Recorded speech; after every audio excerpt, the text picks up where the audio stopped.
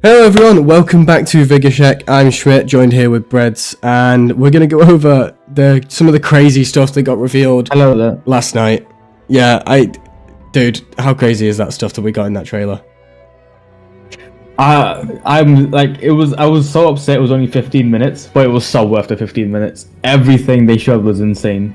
I know. Some of the stuff I didn't expect at all either. Like, my god. So Yeah.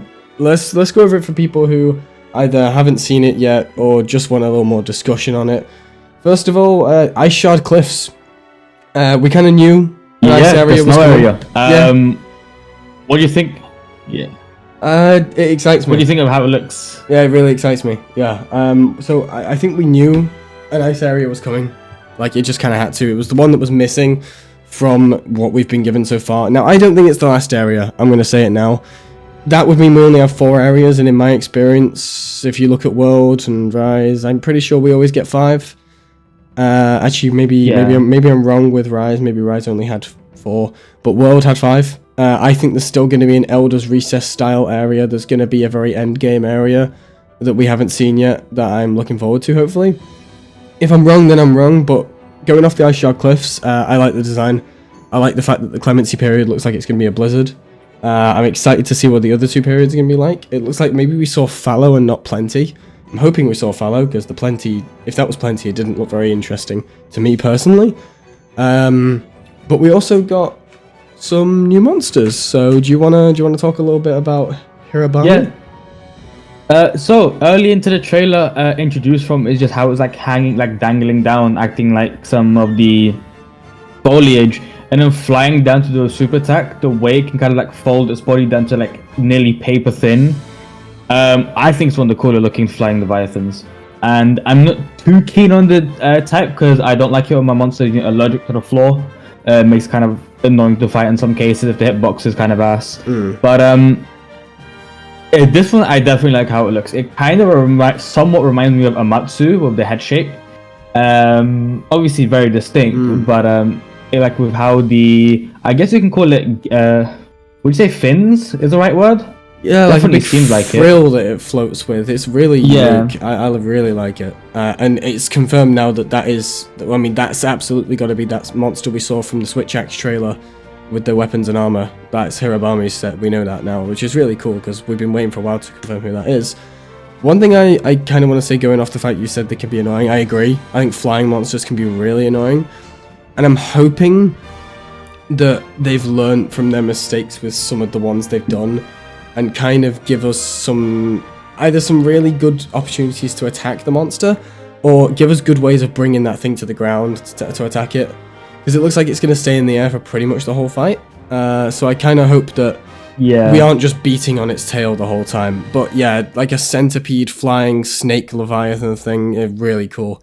I think with the way they can handle it, it can go multiple ways as well. So for example, if they give us really good ways to bring it down, it then becomes a case of how long can you keep it on the floor. Will it, make the fight very tedious for people because people just spend the entire fight bringing it down repeatedly and beating it to death? Will it have the shortened period where it stays on the floor, like in World when Iceborne came out?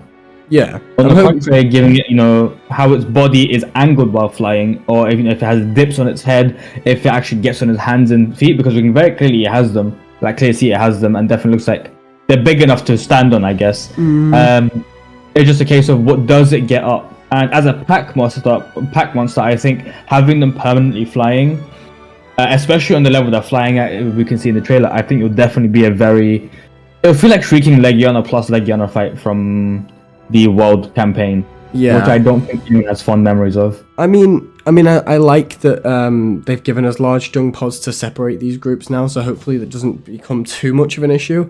I think I see where you're coming from, that hopefully it has some kind of mechanic where you can bring it lower to the ground and keep it there for a while. But I want to put my trust in Capcom saying they're going to do it right, and I think they probably will. And speaking off the back of Heran, we saw 3 of them get absolutely nailed by what we think is the apex of the area. I don't see how it could be anything else. We know that all the apexes have been likened to their elemental areas. We know, like, for example, Raydao is likened to the lightning in the Windward Plains. We know that Uthduna is all about water and rain. And we know that Nuudra is all about fire and oil. So I feel like that monster breathing ice like that, it just has to be the Ice Apex, especially with its size. But we don't know much about it, and it looks to me like some kind of Leviathan serpent monster. It looks very, very alien to me. I've not seen anything like that in any of the games before. Yeah, so I've got like the perfect screen capture here. I think you can put up in the video. But looking at its body, especially here, the head itself, just even by itself, it looks extremely different from what we've seen before. It not only looks like heavily armored, but it looks like it looks like teeth and spikes from the sides and below to make sure it can impale someone so they can't get away. And the extremely strong ice breath. And from what it looks like, I mean, I can't exactly see legs. I can see a very long tail that looks like a spinal cord. Bone structures going up to the top and forming around it. And then, you know, it definitely has its own very unique look. I mean, it is being somewhat covered up by Mr. Flying Leviathan over there, so we can't get a full look of it.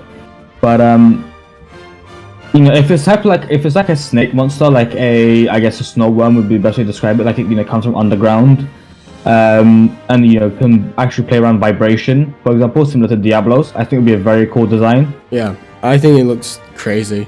I'm so excited to fight that thing. We haven't even seen much of it at all, but they're cooking with this game, and I just trust them to know that monster's going to be awesome too. Now, we also got a lot of stuff in returning monsters, with first one being Nursilla. Now, I had, as well as many of the community, predicted Nursilla coming in as soon as we saw Gypsaros and the giant webs in the Oil Well Basin. It just kind of seemed obvious that Nursilla had to be in the game, and yeah, we got a Gypsaros turf war, with him flashing her off after she's webbed him up, which I think's so cool to see. Like, that's something we've always known about, is that Nursilla hunts and skins Gypsaros. And to actually see that happening is really, really cool. I almost hope that it ends both ways, with Nursilla killing him or him flashing her away. I kind of hope it's a 50-50 thing.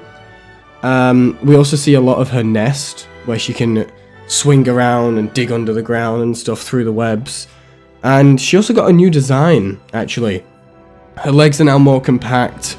The spikes on the back of her legs are now turned more to hair rather than actual spikes. And the spikes on her back are a lot more prominent and spread out across the whole body.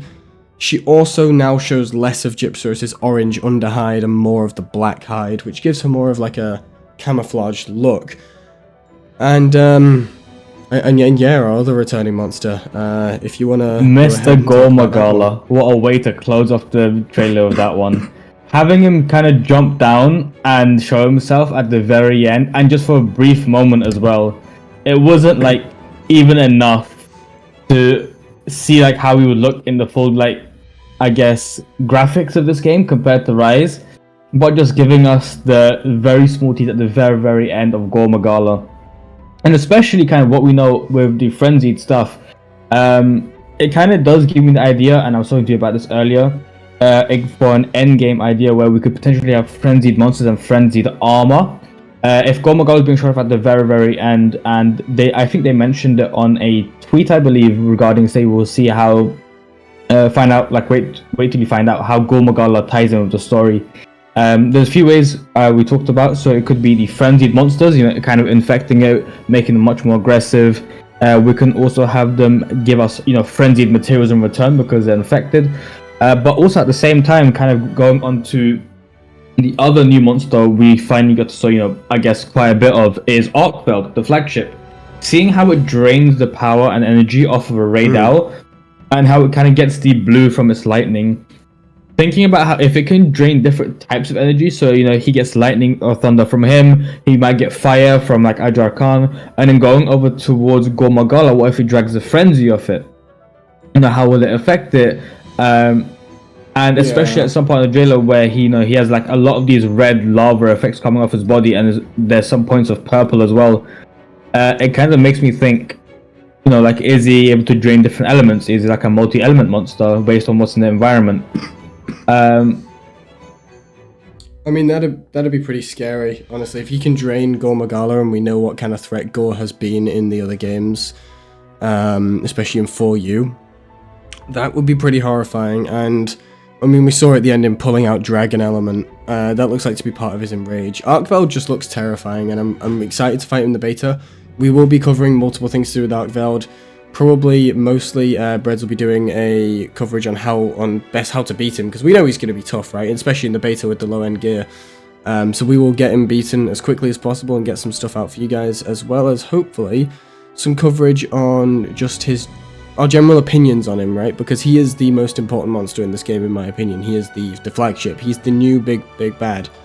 And I feel like, you know, opinions on this guy matter in a lot of ways. But yeah, I can't wait to see what we're gonna get in the launch trailer. I'm so excited to do the beta, and I know Breads is too, man. Like we're so hyped to play this beta. And if there's anyone in our community who wants to come play with us, just let us know. We got a Discord in the description. Hit us up. We're always up for playing with viewers. Oh yeah, I'll be streaming like the beta every single day. I'll probably be repeatedly fighting Arcveld and Raydal, if anything. Probably doing some extra testing on a few weapons, kind of see, especially with longsword. I kind of mentioned in the video I done regarding it. I want to see if we can, in the beta anyway, foresight immediately after landing a Helmbreaker, because in World there's a delay, and I don't remember in Rise if there is one or not between landing. Yeah. So yeah, hopefully you guys can keep tuned with that. But we will be doing more in-depth breakdowns separately on some parts of what has been revealed. I'll be covering some stuff to do with Gore Magala in the end game, which I'm really excited to go through. Breads is going to cover some other aspects of the reveals, and we'll see you guys in those videos. So, hopefully you guys are hype. Let us know what you think of the new monsters, because we're really hoping that Capcom can finally pull off a floating, flying kind of monster really interestingly for a fight, because I just hope it isn't a second Azor Ravalos. Just not a second Azor Ravalos. For sure, man. Yeah, please. And yeah, just let us know what you think this Ice Apex is all about. Anyway, thanks for watching. I'll see you guys in the next video. It's been Schmidt and Breads. Yeah, bigger check, and I'll see you later.